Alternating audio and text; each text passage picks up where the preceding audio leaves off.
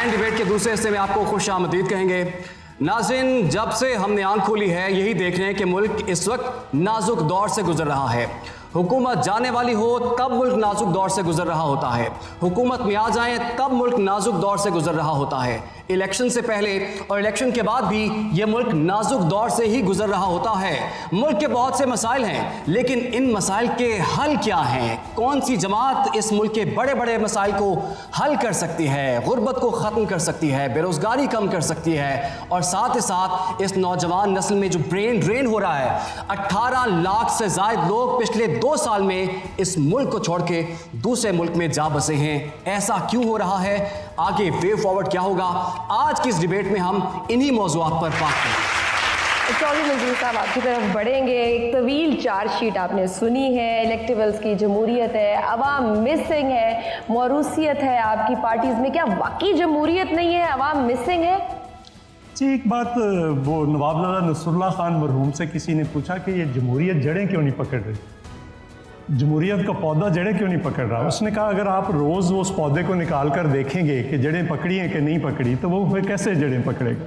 तो ये बार बार इस मुल्क के अंदर हो रहा है। अभी दुरानी साहब जो मैं उस पर भी बात करता हूँ। अभी दुरानी साहब फरमा रहे थे कि लोकल बॉडीज़, अयूब खान के दौर में लोकल बॉडीज़ हुआ क्या इस मुल्क में जमहूरियत आई?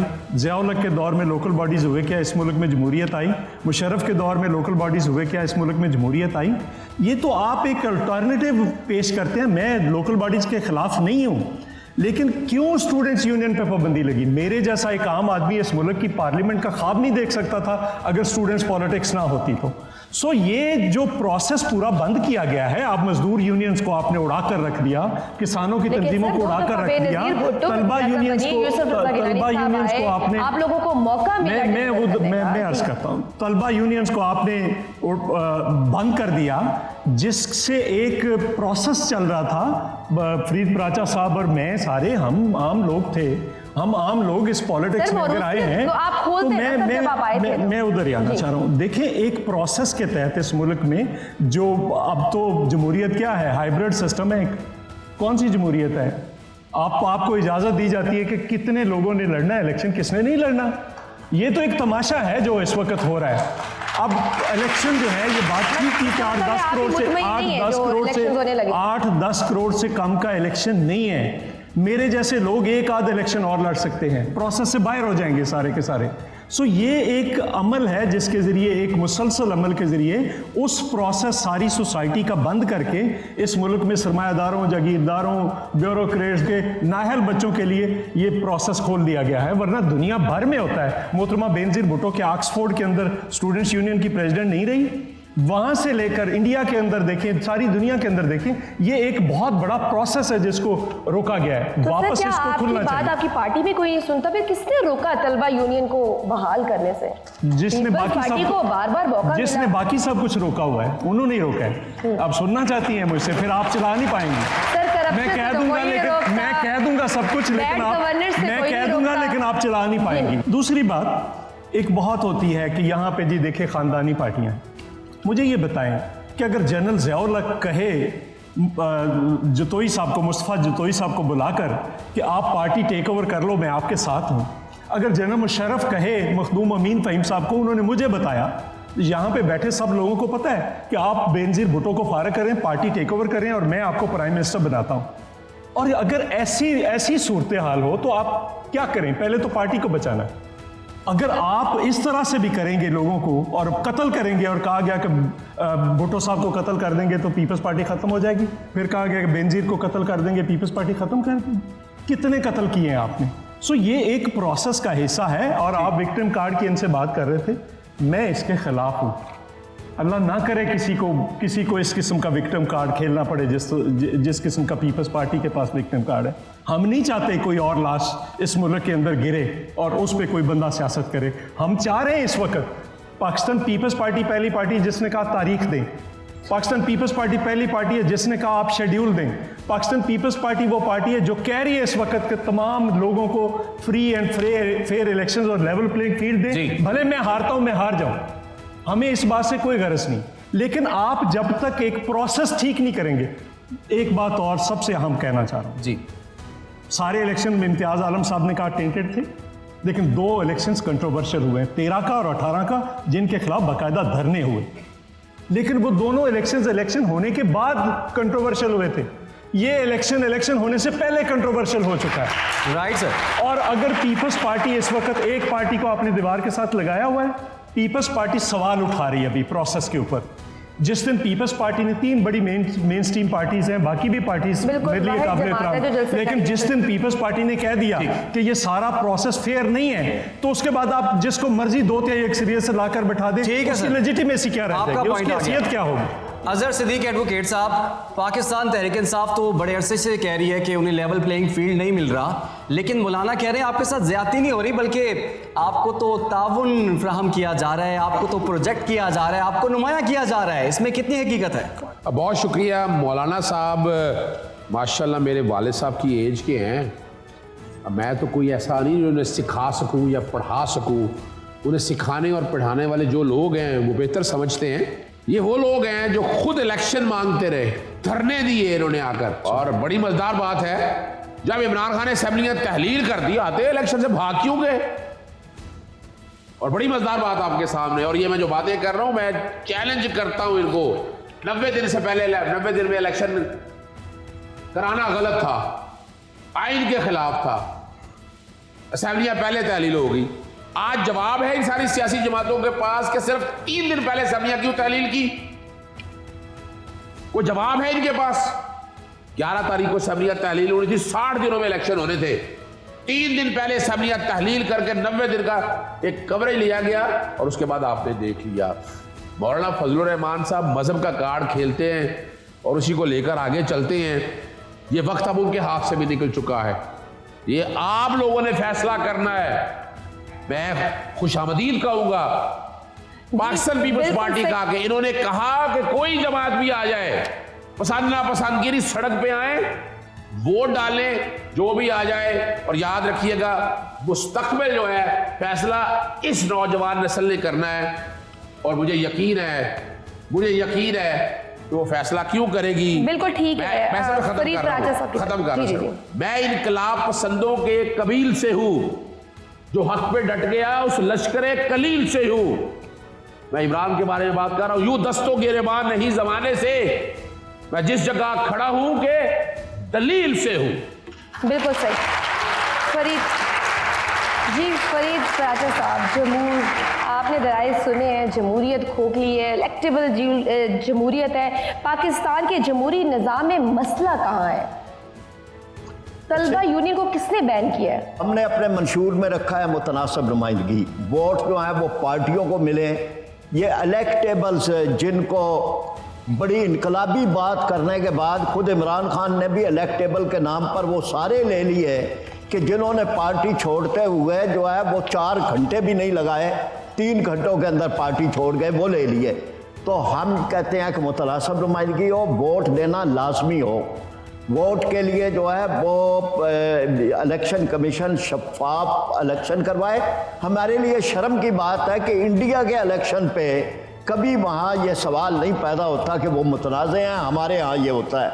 फिर इसके बाद ये है कि इक़्तिदार आला, इम्तियाज़ साहब ने बात की, इक़्तिदार आला असल में तो हमारे कॉन्स्टिट्यूशन के लिहाज से अल्लाह तबारक व तआला को हासिल है, न सदर को है, न वज़ीर आज़म को है, न पार्लियामेंट को है। हम जो है इक़्तिदार आला, असल वो इक़्तिदार आला कायम करना जो हमारे कॉन्स्टिट्यूशन में है।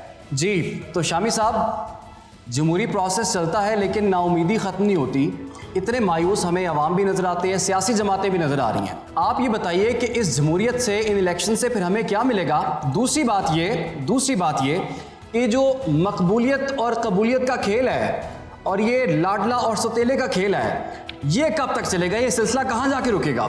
देखें, एक तो पाकिस्तान में ये जो हमारी सियासी जमातें हैं, इनका एक कल्चर हो गया है कि ये इंतखाबात को तस्लीम नहीं करते जी, और हर इंतखाब के बाद धांधली का चोर मचा जाता है। 1970 का इंतखाब है सिर्फ जी, जिसके बाद हंगामा हुआ है, तहरीक चली है, नए इंतखाबात की बात हुई है, और ख़ुद इंतखाब कराने वाले जो थे उन्होंने भी इकरार कर लिया कि हम नया इंतखाब कराएंगे, असेंबली ख़त्म कर देंगे। भुट्टो साहब के और PNA के दरमियान ये मामला हुआ, उसके बाद कोई इंतखाब ऐसा नहीं है। 2018 का इंतखाब है, उसके बारे में कहा जाता है ये सिलेक्शन हुई है, उसके नतीजे में इमरान खान वज़ीर आज़म बने, उसी के नतीजे में शहबाज शरीफ वज़ीर आज़म बने, यानी पूरी असेंबली जो है उसने इख्तियार का मजा चखा। अच्छा, ये बताएं, ये जो जीतने वाला है वो भी कहता है धांधली हो गई, हारने वाला भी कहता है धांधली। ये हमारा एक कल्चर है, ग्रेस से हम एक्सेप्ट नहीं करते अपनी शिकस्त को, शिकस्त नहीं मानने को तैयार होते। बिल्कुल। अब आप देखिए, अभी मेरे भाई बात कर रहे थे, कराची में क्या हुआ। देखिए, कराची में मेयर का इंतखाब हुआ, जमात इस्लामी और PTI का पैक्ट हुआ, इनकी अक्सरियत थी, मुंतखब पीपल्स पार्टी का मेयर हो गया। भाई, आपने PTI की और जमात इस्लामी की मेजॉरिटी कैसे खत्म कर दी? तो बात यह है कि हारने का हौसला रखें, हौसला सीखें। बात मैं अभी कर जी। इन्होंने बात की थी मेरे दुरानी साहब ने, माशाल्लाह, कि जमहूरियत जो है वो बल्दियाती इंतखाबात के बगैर नहीं हो सकती। और मलक साहब, मंजूर साहब, मेहमान चौधरी साहब ने, कि भाई अयूब खां के दौर में, देखिए बात यह है कि जमहूरियत नीचे भी होनी चाहिए, ऊपर भी होनी चाहिए। अगर आप बल्दियाती इदारे कायम कर दें, ऊपर से चाके काट दें, वो भी गलत है। बिल्कुल। यहां अभी तक ये बल्दियाती इदारे जो हैं, इनको ये सौकने समझते हैं अपनी, और अभी तक ये कर ही नहीं सके। MPS और MNS जब तक उनको होते हैं, जमहूरियत नीचे तक नहीं जाएगी, उसके वसाइल नीचे तक नहीं जाएंगे, आपकी जमहूरियत कभी तवाना नहीं होगी। सब इलेक्टोरल रिफॉर्म्स की बात कर रहे हैं शामी साहब, सियासी जमातें क्यों नहीं मिलजुल के बैठ सकती और तय कर सकते, रूल्स ऑफ गेम्स को क्यों नहीं तय कर सकते? मंशूर मिसिंग है, इल्ज़ाम तराशियाँ हावी हैं। देखिए, बात सख्त होती है, मैं सख्त बात करना पसंद नहीं करता, लेकिन फिर भी कभी कभी करना पड़ जाती है। हमारी सियासी पार्टियां जमहूरियत नहीं चाहती, बारिंग फ्यू डेफिनेटली। सियासी पार्टियां जमहूरियत नहीं चाहती, वो सिलेक्शन चाहती। आज जमहूरियत के साथ जो जुल्म तशद्दुद हो रहा है, अगर सारी पॉलिटिकल जी सर, नहीं मैं सर आ रहा हूँ, जर्नैलों की गुलामी आप लोग करते हैं, जर्नैलों की जूतियां आप लोग साफ करते हैं, उनके बूट आप लोग पॉलिश करते हैं, और उसके बाद जर्नैलों के खिलाफ भी बोलते हैं। मैंने जाके वोट दिया था एक्सटेंशन का, किसने नहीं दिया? वो खड़ा होके बताए कि मैंने वोट नहीं दिया। ये बातें ना करें फिर ऐसे, इसमें देखिए हाथ कंगन को आरसी क्या, मैं आपके साथ हूँ जमहूरियत के लिए। मैं तो नहीं मुशर्रफ का वज़ीर था। पाकिस्तान के अंदर मैं तो उसके खिलाफ खड़ा था। जब भी आप मुल्क, रोते हुए लोग मेरे भाई हैं सेनेट के अंदर, रजा रबानी साहब, वो रो भी रहे होते हैं और पार्टी के हुक्म के ऊपर वोट भी दे रहे होते हैं। क्या हुक्म होता है? बात यह है कि आपने जमहूरियत को, ये तो इतने अच्छे सियासी वर्कर हैं, मैं बचपन से सियासत किया इन्होंने, इनकी पार्टी के अंदर ये नहीं बन सकते उसके चेयरमैन, ताहयात नहीं बन सकते, इनके बच्चे भी नहीं बन सकते, उनके बच्चे भी नहीं बन। और अब मैं आपको ये बता दूं कि पूरी पाकिस्तान की सियासत इस वक्त सिर्फ और सिर्फ सिलेक्शन के लिए दरख्वास्त लेके खड़ी है। मियाँ साहब वहाँ से आए, उन्होंने एयरपोर्ट पे अंगूठा लगा के अपने आप को इलेक्टेबल से सिलेक्टेबल बनाया ताकि बन सके, और आज ये हाल, अब ये वोट को इज्जत दो का वोट को जिल्लत देने का उन्होंने कोई जरिया नहीं छोड़ा, और आज ये हाल है कि इस रवैये की वजह से, ये अब कौम की बेदारी है, इनकी बेदारी है कि आज वो अवाम से उनकी लाइन ही कट गई है। अब वो जलसा करेंगे तो पुलिस लाइन में करेंगे, अवाम में नहीं कर सकते। ये जो सूरत हाल बनी है, ये जमहूरियत का एक सफ़र है। लेकिन मैं आपको ये बताऊं कि आज जमहूरियत को सबसे बड़ा खतरा, जर्नैलों से कह लें, किसी और से कह लें, वो आपकी अपनी मर्जी है, मुझे कोई इतराज़ नहीं है उसके ऊपर, लेकिन मुझे ये बताएं कि कौन सा जर्नैल है जिसको आर्मी चीफ किसी वजीर आजम ने ना बनाया हो? मियाँ साहब की जिस जर्नैल से लड़ाई हुई है उसको 6 नंबर से उठा के मियाँ साहब ने बनाया था, उसके बाद फिर लड़ भी पड़े। मतलब यह है कि आप जर्नैलों को लाने के बाद उनको गुलामी का मुतालबा करते हैं, वो उन्होंने नहीं करनी होती, आपको पहले ही पता होना चाहिए, आपका बेटा भी हो तो वो भी नहीं करेगा। लेकिन अब जो मैं ये बात करना चाह रहा हूं कि इस वक्त जमहूरियत को चैलेंज जो है वो यकीनी तौर पर सियासी पार्टियों की लीडरशिप से, ठीक है कि वो अपने आप को सिलेक्टेड बनाना चाहते आगे हैं, बढ़ना है वो सर, हमें। आपके इदारों को सियासी बारबरदारी के लिए इस्तेमाल करना चाहते हैं। Right. मियां साहब की इस वक्त ये ख्वाहिश है कि सारी दुनिया के अंदर उनके लिए ठीक है। रास्ता हमवार किया जाए और आवाम का रास्ता रोक दिया जाए, ठीक हो गया सर। और इस सारी जंग के अंदर जी। जो है आगे बढ़ाया जाए किसको। तो मैं ये समझता हूँ कि इस वक्त जमहूरियत ही रास्ता है, आवाम को वोट का हक दे दें, जो वो फैसला करेंगे बिल्कुल। वही सही फैसला। ठीक है इम्तियाज आलम साहब, सर आप भी इसी जमहूरी प्रोसेस का हिस्सा बन रहे हैं। इम्तियाज आलम साहब जी हमारी सफ़ों से निकलकर सियासतदान बन चुके हैं माशाल्लाह। और इम्तियाज ये आलम पहले भी साहब उधर से आपकी तरफ आए थे, वापस लौट गए। आप भी पहली दफा इलेक्शन लड़ रहे हैं। बिल्कुल है। सदीक अदर साहब भी माशाल्लाह अब सियासत में कूद चुके हैं। शाकिर साहब ये बताइए, इम्तियाज आलम साहब की प्रमोशन हुई है या डिमोशन हुई है? ये उधर से ही आए थे, इधर वापस चले गए। वापस चले गए। ये सर, जो कौमी आप कारकुन हालात है। देख रहे हैं, देखिए कौमी कारकुन है, हुस्न जिस रंग में होता है जहां होता है जी। अहले दिल के लिए सरमाया जहां होता है। वाह वाह वाह वाह वाह वाह वाह वाह। सर आपने ये जो हालात सहाफत देखे- करें, जी। वो वकालत करें या सियासत करें, मुझे उम्मीद है ये दोनों जो हैं खिदमत करेंगे कौम और की। बेहतरीन करेंगे, बिल्कुल हम ये इम्तियाज उम्मीद आलम करते हैं। साहब, आपसे इतनी बड़ी उम्मीद इन्होंने वाबस्ता कर ली है, आप अकेले अगर जाते हैं क्योंकि आप इंडिपेंडेंट लड़े हैं, तो ऐसे माहौल में तो आपको फंड लेने के लिए भी गवर्नमेंट के पास ही जाना पड़ेगा। कैसे परफॉर्म करेंगे, आवाम को क्या देंगे आप? सर दूसरी बात ये जो माहौल है यहाँ पे इल्जाम तराशियां हैं, जमहूरियत का आपने हाल देख लिया, आप अकेले कैसे डिलीवर करेंगे? इलेक्शन फंड या बाद का फंड, तरक्याती फंड। देखिए सुने, मैं जमहूरी तहरीक का पुराना तरीन कारकुन यस इन सब लोगों की, जी और मैंने 13 साल की उम्र में मादर मिल्लत फातिमा जिन्ना की लालटेन उठाकर लाठियाँ खाई और जेल भी गया। अयूब खान के खिलाफ लड़ते हुए मैं एक बार नहीं कई दफ़ा जेल गया। याया खान की आमरी से लड़ते हुए मैं 1 साल मैंने बामुशक्कत जेल काटी। नहीं जाते हैं। जनरल ज़ियाउल की मैंने 5 साल जेल काटी बगैर एक पेशी के साथ, और एक छोटे से सेल में, जिसपे आजकल लोग बड़े तड़पते हैं कि हमें छोटे से सेल में रखा गया है। हर आमरी के खिलाफ लड़ा हूं, 8 साल जेल में रहा हूं। इसलिए रहा हूं कि आपको, पाकिस्तान के अवाम को इसका मालिक बनाया जाए, हमारी किस्मत का फैसला हम करें, ना कि कुछ एलीट का टोला करे। एक और बात मैं दुरानी साहब से पूछना चाहता हूँ, ये बताना चाहता हूँ, इन्हें पता है कि दुनिया में कोई मुल्क है जिसका हर वजीर आजम जो है वो ज़ेर अताब आया हो, फांसी चढ़ा हो, हाई जैकर बन गया हो, उसे चौक में खड़े होकर गोली मार दी गई हो, उसे एक साफर जैसे बेहुदा केस में उठाकर आपने जेल डाल दिया हो, और इस मुल्क का हर मुंतखब वजीर आजम सिक्योरिटी रिस्क रहा हो। शेख मुजीब की बात की गई, शेख मुजीब को गिरफ्तार कर लिया गया था, हाँ जी। लाखों लोग वहाँ मार दिए गए थे। मुझे याद है याया खान के खिलाफ फौज की मुखालफत करते हुए मैंने 1 साल जेल गुजारी, और हमें लोगों ने यहाँ पे कहा सारा मगरबी पाकिस्तान पागल हो गया था, मगरबी पाकिस्तान का सारा प्रेस का पागल हो गया था, मारो बंगालियों को। तो इम्तियाज साहब, अगर आप वज़ीर आज़म बन जाते हैं, अगर आप वज़ीर आज़म बन जाते हैं तो फिर क्या करेंगे आप? जी रोड मैं अगर वज़ीर आज़म बन जाऊँ तो पाकिस्तान तब्दील हो जाएगा। Road map sir. चले हम ऑडियंस की तरफ जाएंगे, अच्छा, नौजवानों की लेकिन तरफ मैं आपको जाएंगे। बताऊं, जी जी जी ये पार्टियों ने, मुबारक है जमात इस्लामी के पास तो 1400 साल पहले से मंशूर आया। ये मैंने एक सियासी चार्टर भी दिया है, इकोनॉमिक चार्टर भी दिया है, और नेशनल सिक्योरिटी के फॉरेन पॉलिसी के चार्टर भी दिया है।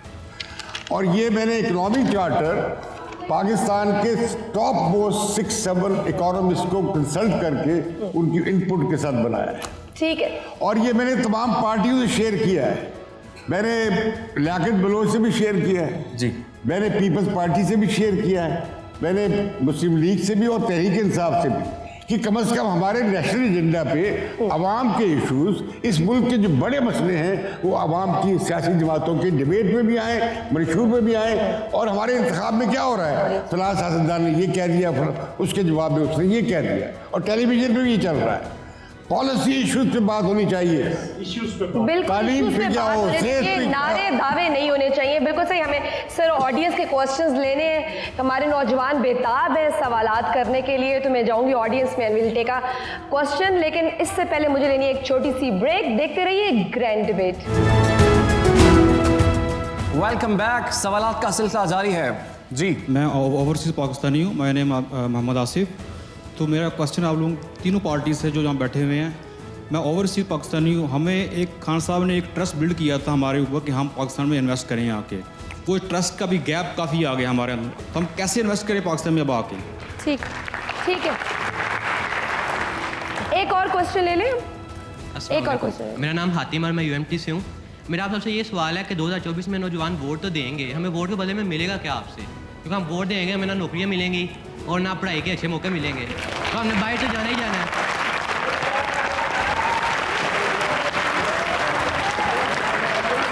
हमने बाहर तो जाना ही जाना, हम बाहर जाकर उन्हें वोट दे लेते हैं। आपको वोट देने का हमें क्या फ़ायदा है? क्योंकि ना नौजवान क़यादत सामने आएगी। आप देखना, आप में से आप ये ना कहिएगा हमारे दिल जवान है। आप में से कोई नौजवान हो जो नौजवानों की क़यादत करे। हमें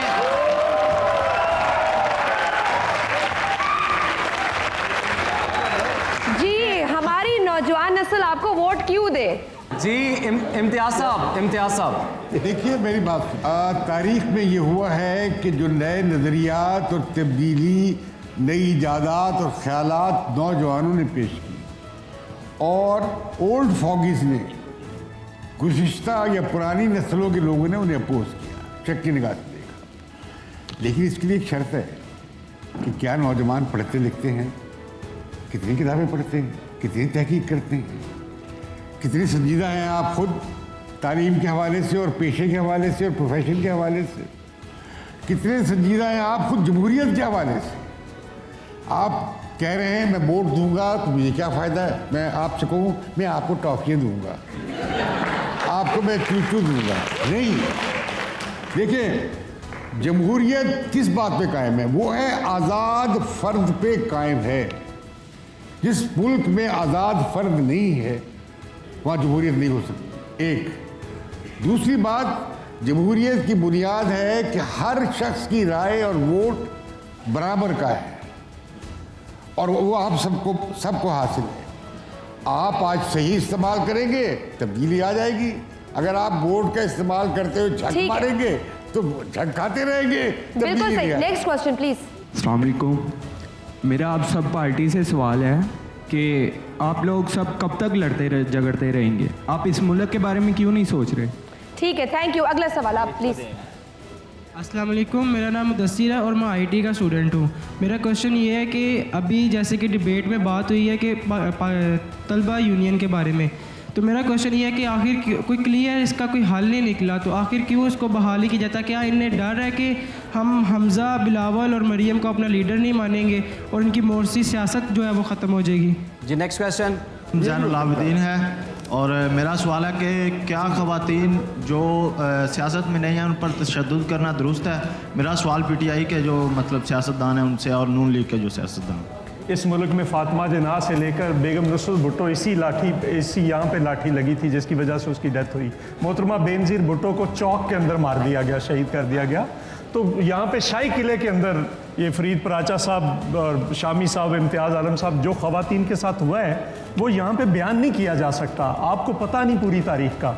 और एक और सवाल आया था, तो हमारा तो जो लीडर है वही नौजवान है। आप नौजवान आगे आएँ, आपका मुस्तकबिल है, आप लोग आएँ, आप इन जंजीरों को तोड़ें। हम स्टूडेंट पॉलिटिक्स से आए हैं। ठीक है। और स्टूडेंट्स पॉलिटिक्स से जो लोग आते हैं वो ज्यादा बेहतर होते हैं। ये मैंने असेंबली में भी खड़े होकर कहा। Next question please. जी मेरा कुछ ऐड करना चाह रहे हैं? मेरा नाम वकास लियाकत है। पाकिस्तान के रहनुमाओं से मेरी दरख्वास्त है कि मुझे आप लोगों के अंदर सियासी सब्र नज़र नहीं आता। जिस तरह आप लोग दूसरे मुल्कों को कॉन्ट्रैक्ट देते हैं कि यहाँ पे ट्रांसपोर्ट का निज़ाम लें, चाइना को आप कॉन्ट्रैक्ट देते हैं कि लाहौर के शहरियों को ट्रांसपोर्ट का निज़ाम फैसिलिटेट करें। आप एक काम करें, आप तैयब उर्दुगान को भी थोड़े अरसे के लिए यहाँ पे पाकिस्तान की जो असम्बली है वहाँ पर लेकर आएँ, उसे कॉन्ट्रैक्ट दे दें थोड़ी देर के लिए। महातिर मोहम्मद को ले आएँ, लेकिन हमें इस तरह की उम्मीदें ना दें।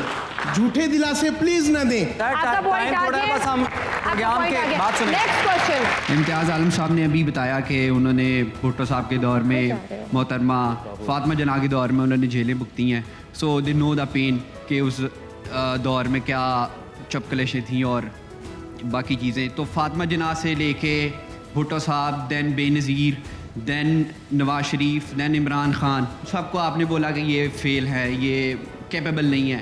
सो ये मकबूल और कबूल का जो ये कन्फ्यूजन है कब दूर होगा? इम्तियाज साहब देखिए, जिसे अवाम कबूल करे, जो अवाम में मकबूल हो, शर्फ कबूलियत अवाम बख्श सकते हैं। कोई ग्रेड 22 का अफसर या 23 का अफसर शर्फ कबूलियत नहीं बख्श सकता, सिर्फ अवाम शर्फ कबूलियत बख्श सकते हैं। ठीक हो गया जी। प्राचा साहब प्लीज काइंडली जल्दी। नौजवान वोटर है, मैं ये बात अर्ज करना चाहता हूँ कि इलेक्शन वोटर का भी इम्तिहान होता है। आपने सियासतदानों के बारे में तो बात कर ली है, लेकिन वोटर का इम्तिहान है कि जब उसके हाथ में मोहर होती है तो वो इंसाफ का तराजू है। अब ये कि वो किसको दे रहा है, लोगों के माजी सामने है, किरदार सामने है, मंशूर सामने है, उनके हर चीज़, और उसके बाद उनकी कर हम बग़ैर हुकूमत के वो सारे काम कर रहे हैं, अरबों रुपए के प्रोजेक्ट बग़ैर हुकूमत के कर रहे हैं।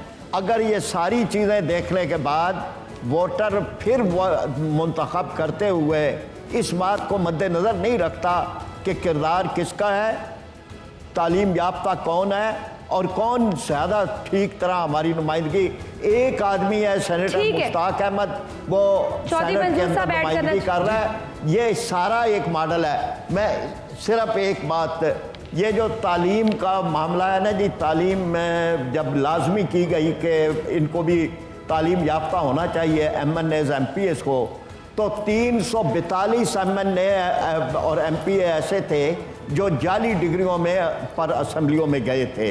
उनमें एक ऐसा फ़र्द भी था कि जिसके मद्दे मुकाबल ने अदालत में चैलेंज किया, उसने कहा जज साहब ये जो आपने आपको BA कह रहा है प्राइमरी पास भी नहीं है, इससे ABC सुन लें।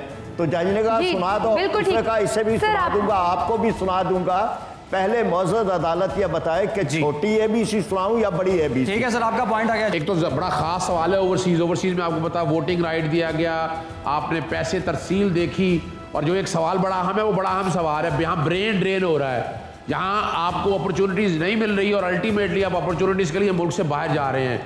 एजुकेशन में अगर मैं जो रह के आया हूँ वहाँ पर अभी इन दिनों में इंडिया वगैरह ने, वो यहाँ से लोग लेकर जाते हैं, आप तो मजबूरी में जा रहे हैं ना आप लोग, वो ज़्यादातर लोग यहाँ से टैलेंट सेलेक्ट करते हैं, वो लेकर जाते हैं, और ये इमरान खान आपको देगा ये चीज़ें सारी, याद रखिएगा। आपने मैनिफेस्टो की बुनियाद पर और कारकर्दगी की बुनियाद पर वोट देना है, और वोट अमानत है और आपको देना है वोट, जो जितनी भी सियासी जमात है। मंजूर साहब आप प्लीज आपका। नहीं, देखिए इस मुल्क की जो मईशत है उसका कोई फैसला करना पड़ेगा कि उसने किधर जाना है। एक्चुअल इशू ये है कि आपने अमीरों के लिए पॉलिसीज़ बनानी है, वो 2 पार्टियां या 3 पार्टियां अमीरों के लिए बनाती हैं, या आपने अमीरों से कुछ लेकर गरीबों को देना है। यहाँ पे टैक्स सिर्फ मुलाजम देते हैं, कोई टैक्स देने वाला टैक्स देता ही नहीं है। तो जब तक आप उन पे वजन नहीं डालेंगे, बाकी सारी बातें और नारे हैं। सवाल यह है कि किसकी जेब से लेकर आपने किसकी जेब में डालना है, इस पे कोई ना बात करने के लिए तैयार है ना कोई सुनने के लिए तैयार है। नौजवानों को अपने मुस्तकबिल के बारे में ये सोचना है कि क्या तालीम अफोर्डेबल है। मैं समझता हूँ कि इस वक्त पाकिस्तान की सरकारी यूनिवर्सिटियों में भी अफोर्डेबल नहीं है।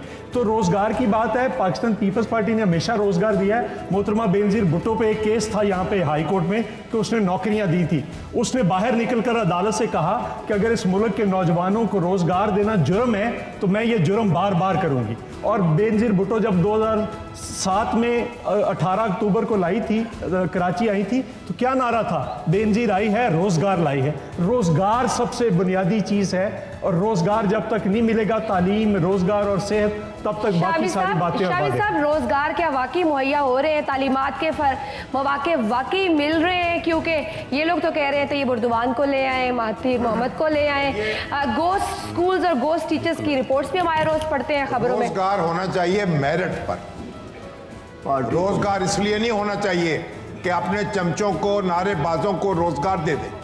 और जो पढ़े लिखे लोग हैं, जो मेरिट पे मुस्तहिक हैं, उनको आप पीछे छोड़ दें। और यहाँ पाकिस्तान में ये हुआ है, मेरिट को पामाल किया गया है। पीआईओ को देख ले, रेलवे को देख ले, भर्ती किए गए हैं कारकुन, सियासी कारकुन और इनकॉम्पिटेंट लोग, और उसकी वजह से हमारी सनतें, उनका ये हाल है इन अदारों का। तो इसलिए जब आप कहें हम रोजगार देंगे तो रोजगार के मौके दें और मेरिट के ऊपर दें, मेरिट की खिलाफ वर्जी करना। नौजवानों के सख्त सवालात का सिलसिला जारी है और हमारे पैनलिस्ट उनके सख्त सवालात के जवाब दे रहे हैं। फिलहाल यहाँ पर वक्त हुआ एक break. Welcome back to grand debate. गुफ्तगू का सिलसिला वहीं से शुरू करेंगे जहां से मुनक़ता हुआ था। जी आप। शामी साहब का हमेशा मैं एहतराम करता हूँ। इस पे फिर किसी दिन आप इलेक्शन से फारिग होकर डिबेट रखें कि ये इदारे जो हैं, इनकी बर्बादी का जिम्मेदार कौन है। दुनिया का कोई एक मुल्क मुझे बता दें जहाँ पे पहले रेलवे ठीक ना किया गया हो और मोटरवे बनाई गई हो। यहाँ पे पहले रेलवे को तबाह करके मोटरवे बनाई गई। आप फ्रेट के बगैर दुनिया की कोई रेलवे जो है वो प्रॉफिट मुझे दिखा दे। यहाँ पे फ्रेट चली गई एनएलसी के पास, कौन पूछ सकता है इस मुल्क के अंदर। जहाज आप कम करते गए, कभी रूजवेल्ट होटल ले लिया, कभी स्क्राइब होटल शांजेलिजे। अब ये प्राइवेटाइजेशन शामी साहब नहीं हो रही, ये किसी को दिया जा रहा है और मेरे सामने दिया जा रहा है। मुझे पता है किसको दिया जा रहा है। एक यहाँ का टाइकून है जिसको पीआईए, जिसको सिर्फ बेचा नहीं जा रहा, ये पीआईए खरीदा जा रहा है। और बाकी इदारे भी कल कहते थे कि इस मुल्क में रियासत का क्या काम है जी, वो शुगर मिलें चलाए। फिर शुगर का कार्टेल बन गया जब वो प्राइवेटाइज हुई। रियासत का क्या काम है जी, सीमेंट मिलें चलाए, सीमेंट का कार्टेल बन गया। रियासत का क्या काम है जी, खाद की फैक्ट्रियां चलाए, खाद का कार्टेल बन गया। रियासत का क्या काम है, घी मिलें बनाए, घी का कार्टेल बन गया। ये अगर आप कार्टेलाइजेशन की तरफ जाना चाहते हैं और इसमें से जो बच्चे दिए हैं पीआईए के चेयरमैन रहकर, जो अपनी एयरलाइंस बनाकर उसको उठा गए और पीआईए को बर्बाद कर गए, वो जिम्मेदार है इस मुल्क के अंदर। ये लोग मजदूर और इनको ताना ना दें। बातों का आपके पास सिर्फ पीटीआई के पास है और जितने सारे अफवाहें हुए हैं सिर्फ पीटीआई दे सकती है आपको। चौधरी मंजूर साहब, लास्ट अगर आप देखें, अगर 1972 में हमारी सनतें नेशनलाइज ना होती, आज हम पता नहीं जापान के करीब होते तरक्की में। जब सनतें आपने टेक ओवर कर ली, सरकारी अफसरों के सुपुर्द कर दी, आपने पामाल कर दिया इस मुल्क की सनती देख ले, स्टील मिल्स देख ले, आप आके देखें। इस आपके करीब एक पीको नाम का अदारा कायम है।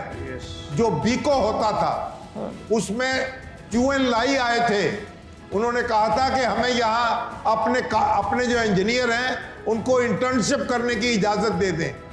आज वो खंडर बन चुका है। फिर मैं ये कह रहा हूँ ये डिबेट लंबी हो जाएगी। ये खंडर बना दिए आपने। ठहरे जी, ठहरे। इसलिए ये बड़ी लंबी डिबेट है। मैं ये कह रहा हूँ कि इस पे फिर अभी डिबेट रखें। चुएन लाई जाकर अपने मुल्क में प्राइवेटाइज कर देता ना जी। अगर इतना ही मुतासर था इस प्राइवेटाइजेशन जो किया तो किया। नहीं, ऐसा नहीं है। मुल्क में क्या हुआ? चाइना इस वक्त मैं इस डिबेट जो है नहीं, एक मिनट मेरी बात सुन लेते। चाइना इस वक्त दुनिया में सबसे तेजी से तरक्की करता हुआ मुल्क है। क्या वो सरमायादाराना मुल्क है? चाइना एक और मुल्क है। सोवियत यूनियन का क्या असर हुआ? 30 साल में यूरोप का क्या असर हुआ? 30 साल में 80 करोड़ लोगों को गुर्बत की लकीर से चाइना ने निकाला है। वहां पे कम्युनिस्ट पार्टी है। इम्तियाज साहब, मेरा ख्याल है कि आज बड़ी कंस्ट्रक्टिव बातचीत हुई है और मैं आपका शुक्रिया अदा करता हूँ। आपको इसे प्रमोट करना चाहिए और बाकी भी। बहुत शुक्रिया, थैंक यू। ठीक है, उन्होंने बहुत अच्छी आज डिबेट कराई है। बहुत सारे इश्यूज यहाँ पे डिस्कस हुए हैं। मैं समझता हूँ कि जब भी इस मुल्क में कोई संजीदा बात होगी तो बहुत सारे इश्यूज हैं जो रिजॉल्व हो सकते हैं। उन संजीदा बातों पे पाकिस्तान पीपल्स पार्टी के पास अगर 2/3 अक्सरियत भी हो तो हम फिर भी कंसेंसस की तरफ जाते हैं जो 73 का आइन है। 125 लोगों के साथ पाकिस्तान पीपल्स पार्टी ने 2/3 अक्सरियत की 18वीं तरमीम एमनेस्टी अवार्ड से लेकर तमाम कानून साजी कंसेंसस के साथ कराई थी। तमाम जमातों को, जमात इस्लामी से लेकर सबको बीच में बिठाया था 18वीं तरमीम में। और आइंदा भी जो है पाकिस्तान पीपल्स पार्टी कहती है, क्योंकि मार सबसे ज़्यादा पीपल्स पार्टी ने खाई है। अगर इनको मार पड़ रही हो तो हमें इन पे तरस आना शुरू हो जाता है, अगर नून लीग को मार पड़ रही हो तो हमें उन पे तरस आना शुरू हो जाता है। हम ये कहते हैं कि ये तमाशा बंद करें। इस मुल्क में सोल्यूशन सिर्फ फेयर एंड फ्री इलेक्शंस है।